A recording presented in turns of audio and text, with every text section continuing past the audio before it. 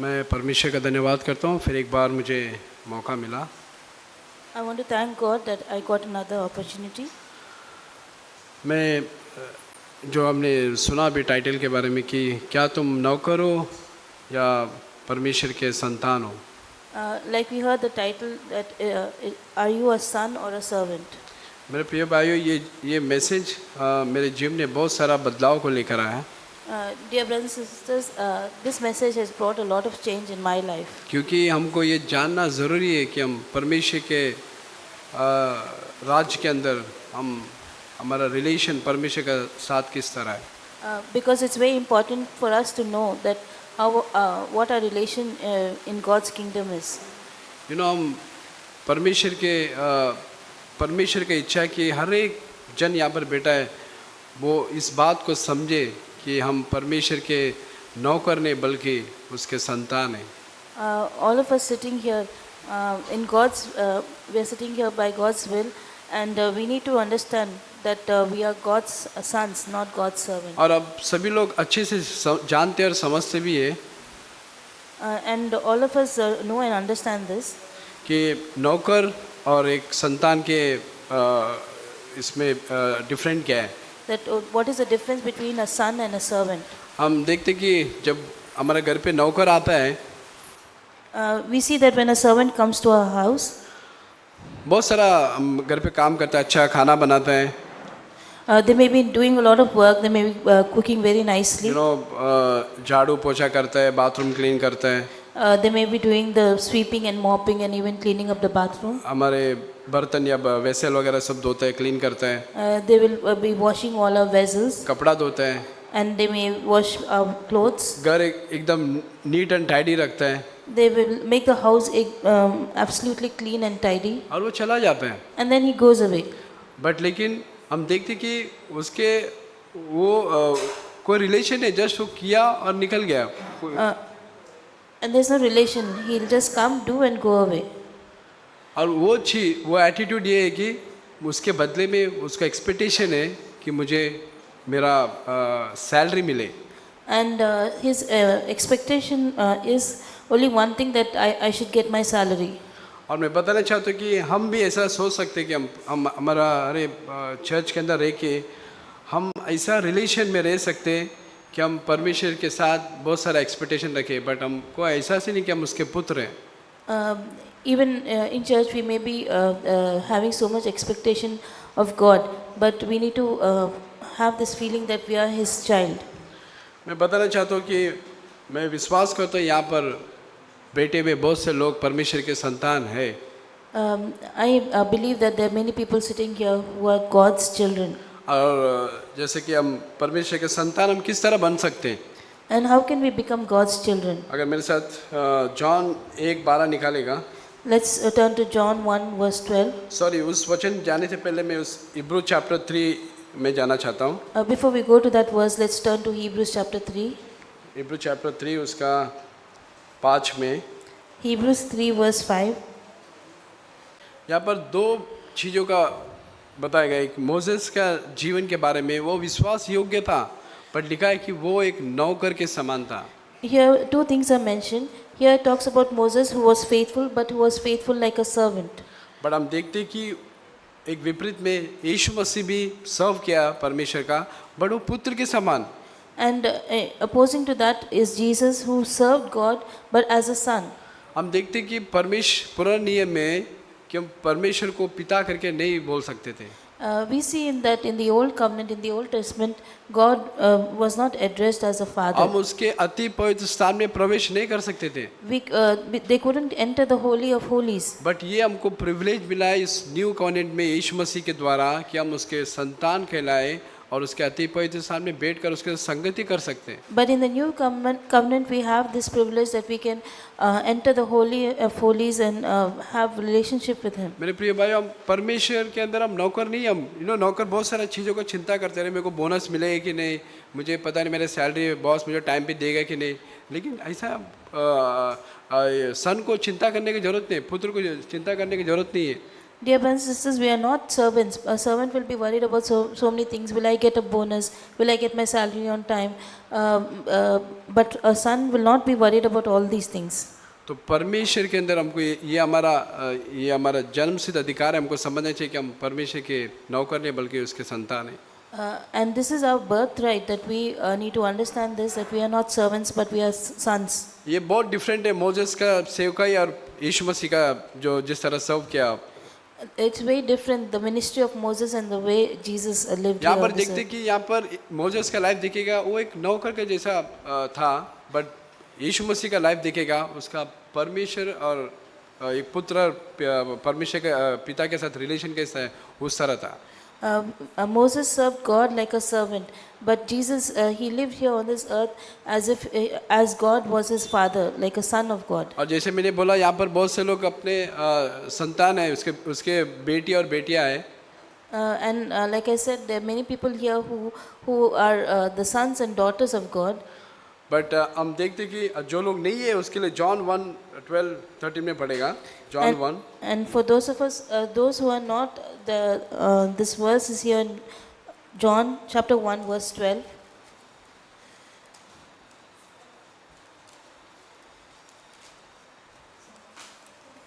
एक उसका 12-13।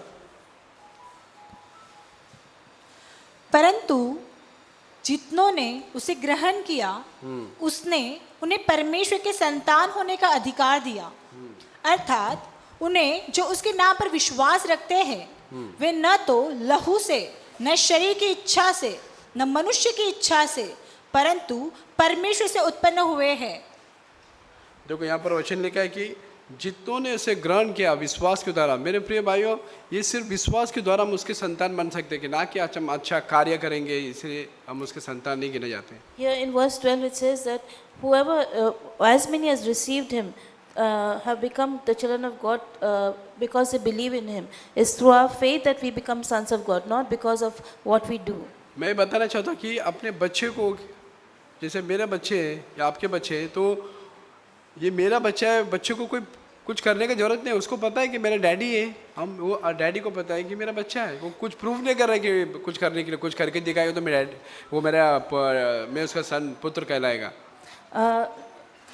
Like I have my children and they don't have to prove anything to show anything that they are my children. They know that that I am their father. लेकिन यहाँ पर बता रहे कि हमको सिर्फ परमेश्वर पे विश्वास करने के द्वारा उसके संतान, उसके पुत्र कहलाते हैं। And here it says that only by believing that we can be called the sons of और लिखा God. है कि वो लहू और मांस से नहीं जन्मे, शरीर की इच्छा से नहीं जन्मे, And here it says that who are not born of blood nor of the will of flesh, परंतु परमेश्वर से उत्पन्न हुआ है। but of God. That means they become the sons by God, Yeah. through God. सो ये कितना खुशी की बात है, कितने आनंद की बात है। And this is a thing to be very happy and a matter of great joy. और परमेश्वर हमको अनाथ नहीं छोड़ा है। And God has not left us as orphans. और ये आपको विश्वास के, हमको फीलिंग नहीं रहेगा, ये विश्वास के द्वारा हमको जीवन में हमको लेना पड़ेगा। मैं विश्वास करता हूँ कि मैं परमेश्वर का पुत्र है।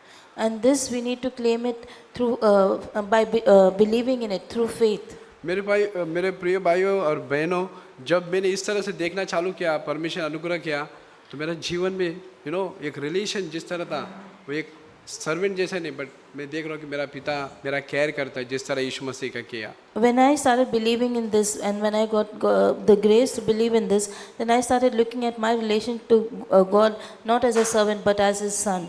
और रोमन्स 8 में देखते हैं। And in Romans 8 we see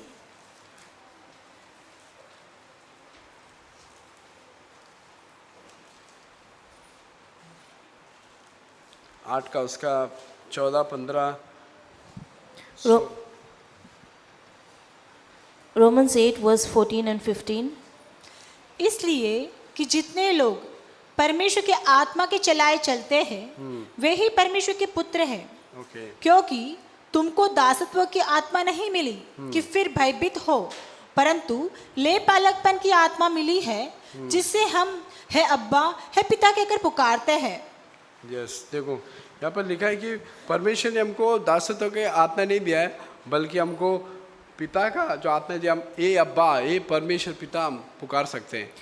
Here it says that we did not receive a spirit of bondage, but we received the spirit of adoption, that we can call out to our Father as Abba, Father. ये privilege पुराने नियम में Moses को भी नहीं था। And this privilege was not even available for Moses. इतना बड़ा परमेश्वर ने हमारे जीवन में काम किया है। Such a great work God has done in our lives. हमको फील कभी कभी सोचते हैं कि अरे मेरे को कोई फीलिंग नहीं है ऐसा।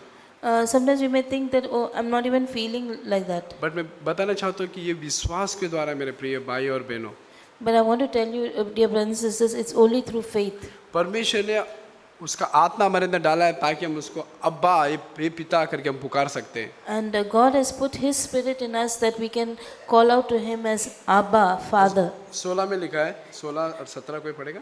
Verse 16 and 17 can. पवित्र आत्मा आप ही हमारी आत्मा के साथ गवाही देता है कि हम परमेश्वर के संतान हैं, और यदि संतान हैं तो वारिस भी, वरन परमेश्वर के वारिस और मसीह के संगी वारिस है। जब हम उसके साथ दुख उठाए तो उसके साथ महिमा भी पाए। आमीन। जब उसके साथ दुख भी उठाए तो उसके साथ महिमा भी पाए। इसमें लिखा है कि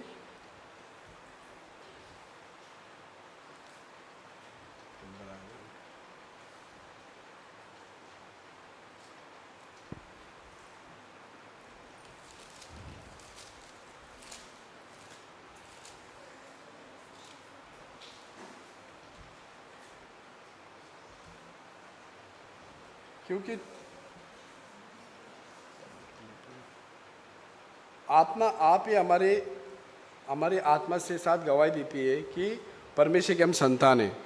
Here it says that the Spirit Himself bears witness with our spirit that we are God's children. और 17 में एक आनंद की बात में जब मैं पढ़ा, यदि संतान है तो वारिस भी है।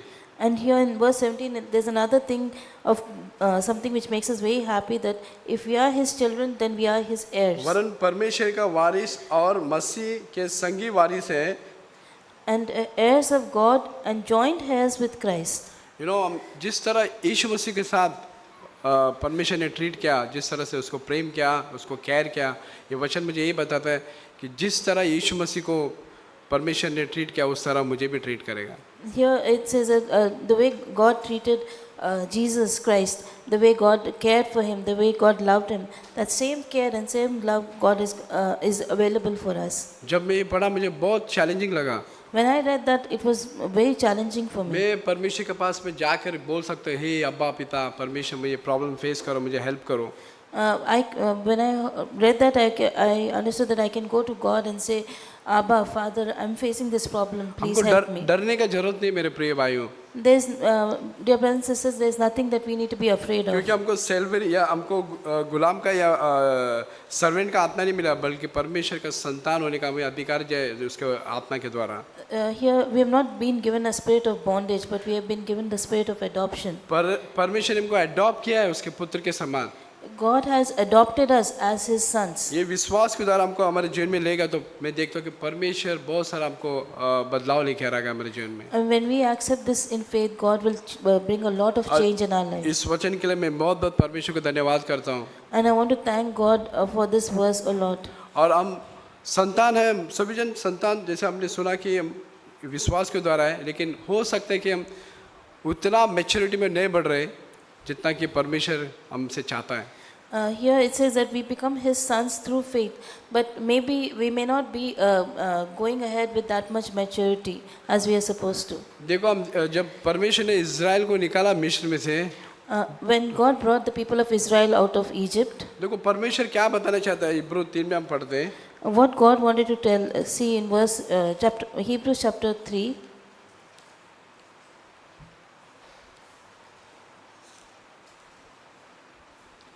दस में verse 10, और 10 और 12 में, verse 10 and verse 12. Hebrews 3 verse 10 and 12. Hebrews 3 verse 10 and 12.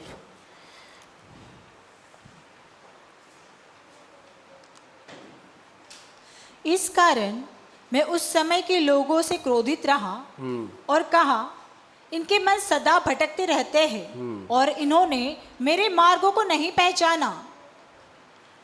हे भाइयों, चौकस रहो कि तुम में से ऐसा बुरा और अविश्वासी मन न हो जो जीवित परमेश्वर से दूर हटा ले जाए। देखो मेरे प्रिय भाई और बहनों, परमेश्वर बता रहा है कि लोग उन लोगों को बता रहे उनसे रूठा रहा क्योंकि उन लोग ने परमेश्वर का मार्ग को नहीं पहचाना।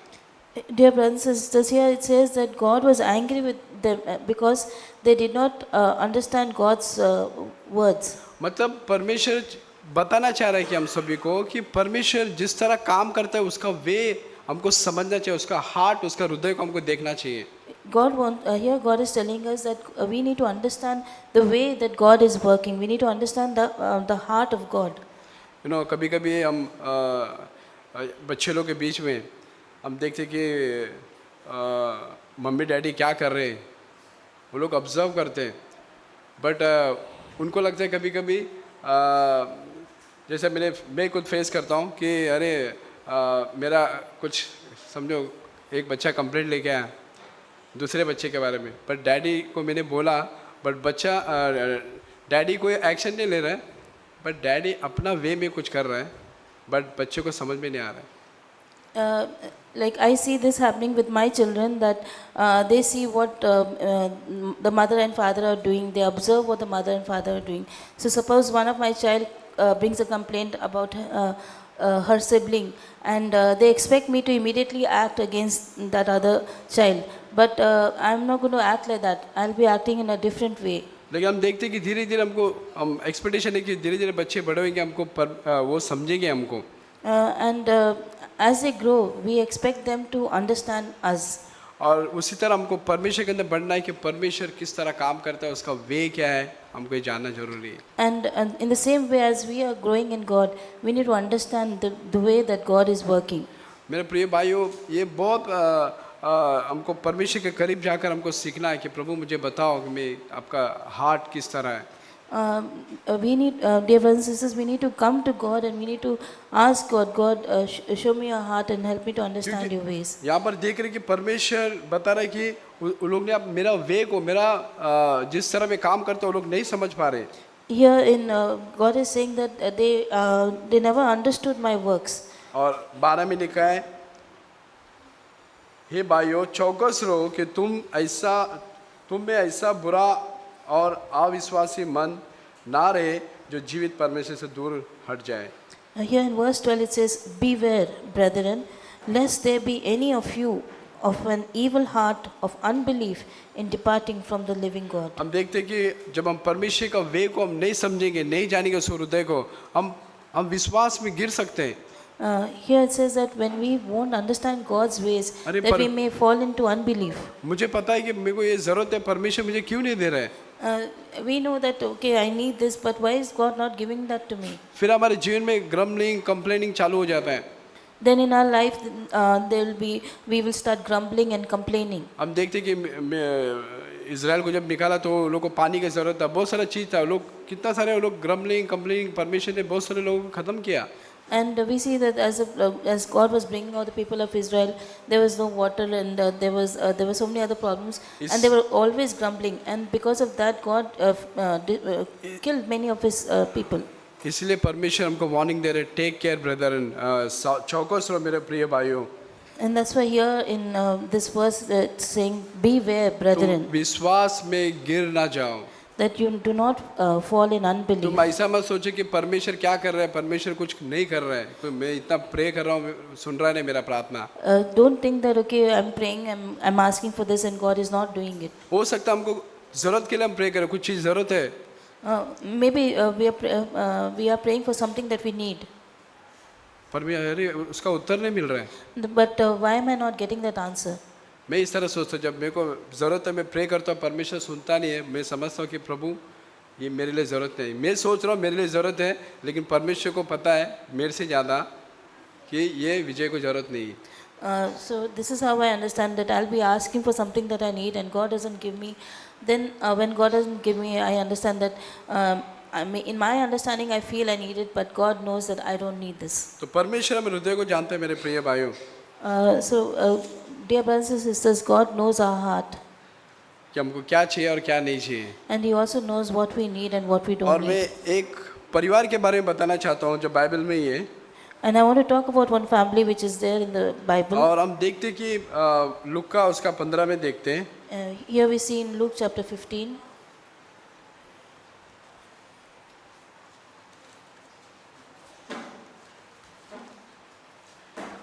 हम ये पैराबल सबको पता है कि गुमराह पुत्र, Everyone knows about the story about the lost son.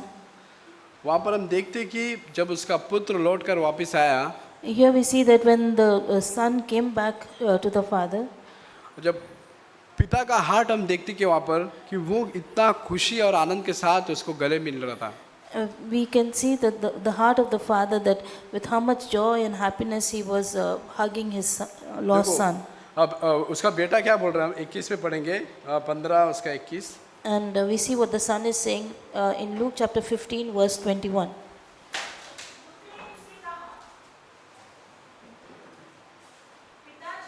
मैंने स्वर्ग के विरोध में और तेरी दृष्टि में पाप किया है और अब इस योग्य नहीं रहा कि तेरा पुत्र कहलाऊं। ओके, आगे। परंतु पिता ने अपने दासों से कहा, झट अच्छे से अच्छा वस्त्र निकाल कर उसे पहनाओ और उसके हाथ में अंगूठी और पाँव में जूतियां पहनाओ और बड़ा भोज तैयार करो ताकि हम खाएं और आनंद मनाएं। ओके, क्योंकि मेरा यह पुत्र मर गया था फिर जी गया है, खो गया था अब मिल गया है, और वे आनंद करने लगे। देखो यहाँ पर पिता उसको कितना खुशी मिल रहा है। वो ये नहीं पूछा कि मेरा जो प्रॉपर्टी लेके गया था, इतना सारा धन लेके गया था, क्या किया। Here we see how happy the father is, the heart of the father. He is not asking the son that what did you do with all my money, or all the property you took the money, what did you do with it? मेरे प्रिय भाइयों में और बहनों बताना चाहते हो कि परमेश्वर व्यक्तिगत इंटरेस्ट है तुम्हारे जीवन में। Dear brothers and sisters, I want to tell you that God has a personal interest in each of your life. और वो हमको कभी भी ये नहीं पूछेगा ये कैसे हो गया, क्या हो गया, बट वो हमको इतना लव करेगा जब हम उसके पास जाएंगे। And when we go to Him, He will never ask, why did you do this, or how come this happened? एक पश्चाताप मन लेकर जाएंगे, परमेश्वर मुझे माफ़ करो, प्लीज़ मुझे ग्रहण करो, तो परमेश्वर डेफिनेटली हमका एक्सेप्ट करेगा, माफ़ करेगा।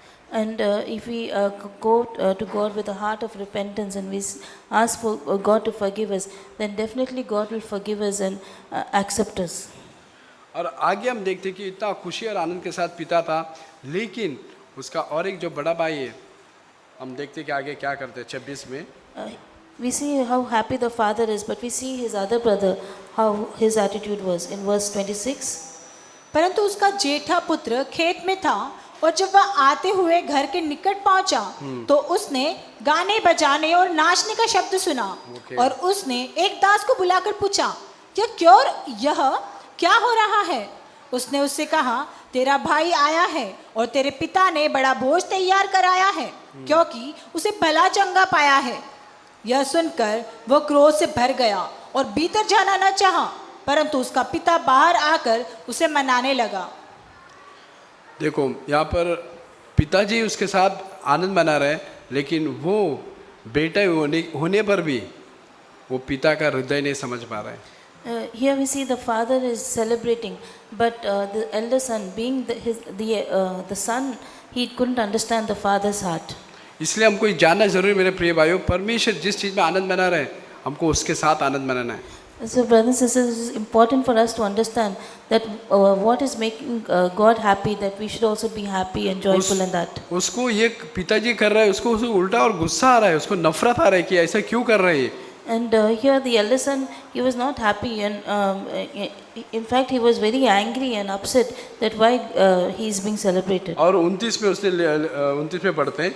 And here in verse 29 we read, उसने पिता को उत्तर दिया, देख मैं इतने वर्ष से तेरी सेवा कर रहा हूँ और कभी भी तेरी आज्ञा नहीं टाली, फिर भी तूने मुझे कभी एक बकरी का बच्चा भी न दिया कि मैं अपने मित्रों के साथ आनंद करता। देखो इसका ये कंप्लेंट है पिताजी के पास कि मैं इतना सारा तेरा सेवा किया, इतना सारा काम किया, पिताजी तूने मेरे को एंजॉय करने भी एक बार भी मुझे छोड़ा नहीं ऐसा एंजॉय करने के लिए। Here, the elder brother is complaining and saying that, see, I have served you for so many years, but you never gave me a chance or a opportunity to celebrate. मेरे प्रिय भाई, हम ऐसे church के अंदर हम एक साथ रहते हुए भी हम एक दूसरे के प्रति जलन, गुस्सा, रॉन्ग एटीट्यूड रह हो सकता है। Dear brothers and sisters, as we are together in this church, we may be having this attitude of jealousy and anger about one another. हमको मैं किसी पे दोष नहीं लगा रहा हूँ, I'm not blaming anyone. मैं ये खुद मैंने फेस किया। I myself have faced और this. जब मैं परमेश्वर के पास गया, प्रभु मुझे माफ़ कर, ये एटीट्यूड मेरे अंदर है, मैं आप जिसके अंदर आनंद मना रहे हो उस चीज़ में मैं नहीं कर रहा हूँ। And when I saw this attitude in me, I went to God. I said, God, forgive me that I'm not able to have the same heart that you are having. और परमेश्वर ने मुझे माफ़ किया And God forgave me. और ऐसा हृदय दिया कि मैं अपने भाइयों से प्रेम करूं, क्योंकि परमेश्वर उससे खुश है तो मैं भी उससे खुश हूँ। And God gave me a heart that can love my brothers and sisters. That if God is happy with them, then I am also happy with परमेश्वर them. उस भाई को उठा रहे, अनॉइंट कर रहे हैं, मैं परमेश्वर खुश है तो मैं भी खुश हूँ। And if God is lifting one brother and anointing the brother, then even I am happy. ये एक दूसरे के अंदर हमारे अंदर ये हमारे अंदर आना चाहिए इस तरह से attitude. And we need to have this attitude for one another in us. तो मैं प्रभु को धन्यवाद करता हूँ कि परमेश्वर ने इस चीज़ के अंदर बदलाव मुझे लेके आ रहा है। And I want to thank God that God is bringing this change in my life. और हम देखते हैं कि उसका 29 में पढ़ते हैं, And सॉरी 30 में, in verse 30 we read, वो क्या बोल रहा है पिता को? परंतु जब तेरा यह पुत्र जिसने तेरी संपत्ति वेश्याओं में उड़ा दी है आया, तो उसके लिए तूने बड़ा भोज तैयार कराया। उसने उससे कहा, पुत्र, तू सर्वदा मेरे साथ है और जो कुछ मेरा है वह सब तेरा ही है, परंतु अब आनंद करना और मगन होना चाहिए, क्योंकि यह तेरा भाई मर गया था और फिर जी गया है, खो गया था और मिल गया है। देखो मेरे प्रिय भाई, परमेश्वर या उस पिताजी उसके अंदर आनंद मना रहे और वो खुश हो रहे हैं। dear brothers and sisters, here the father is happy and he is celebrating. और हम देखते हैं कि बड़ा बेटा बहुत सारा कंप्लेंट बता रहा है कि उसने ये किया, वो किया, इतना पैसा धन उड़ा दिया।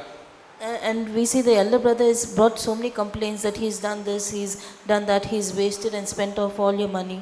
क्या मैं पूछना चाहता हूँ कि हमारे ऐसे चर्च हमारे भाइयों के बीच में रहते हुए एक दूसरे के प्रति कुछ कंप्लेंट है हमारे मन में?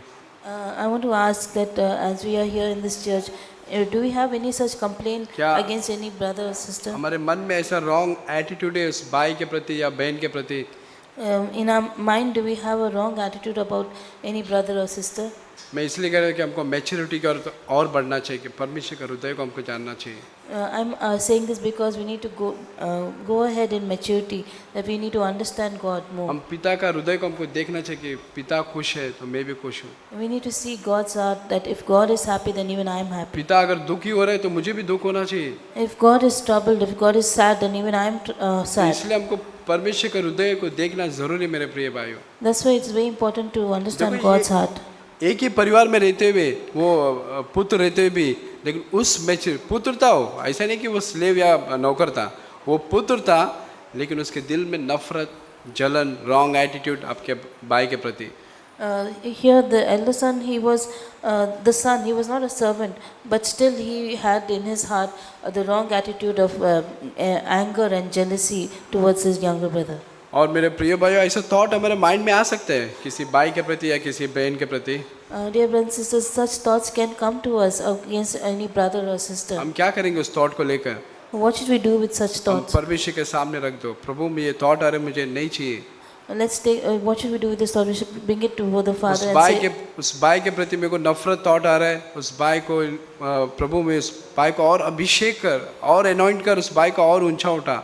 we should ask God to take away these thoughts and we pray for that brother and sister, that God bless that brother more, anoint that brother more and lift up that brother more. इस तरह से हमको परमेश्वर के अंदर बढ़ना है। In this way we need to grow and go ahead in इस God. तरह से हम परमेश्वर के हृदय को जानना है। In this way we need to understand God's heart. और जिस तरह यीशु मसीह का वे है, हमको उस तरह से जाना मेरे प्रिय भाइयों और बहनों। And we need to walk in the same way as Jesus Christ walked. कि यीशु मसीह का वे वो जिस तरह काम करते हैं हमको समझना चाहिए। And the way of Jesus Christ, the way Jesus worked, we need to understand. हम देखते कि यीशु मसीह हमारे लिए उदाहरण है, वो गाली सुनकर गाली नहीं देता था, And गाली सुनकर गाली नहीं देता था. and we see that Jesus, when he was abused, he didn't revile or abuse in return. वो क्या करता था पता है? आगे क्या लिखा पता है? And you know what it says ahead? वो पिता के हाथ में सौंप देता था, परमेश्वर इसका न्याय तू कर. He used to give it into God's hand, saying that God, you judge this. ये एटीट्यूड हमको सीखना चाहिए. We need to learn this वो attitude. नेचर जो यीशु पिता के अंदर है, वो नेचर हमारे अंदर आना चाहिए. And that nature which Jesus had, we need to have that nature और in हमको एक us. दूसरे सभी से प्रेम करना चाहिए, लव करना चाहिए. And we need to love one another. और इस चीज़ में हमको बढ़ना चाहिए. And we need to grow in that. और ये बहुत सिंपल है. हम यीशु जैसे मैंने बोला कि हम पुत्र तो है, बट उस मैच्योरिटी के अंदर हमको बढ़ना है. We need to understand that we are sons, but we need to grow in that maturity. तो परमेश्वर हम सभी को हेल्प करे इस तरह से जीने के लिए. And God encourages each one of us to live in that way. आमीन. Amen.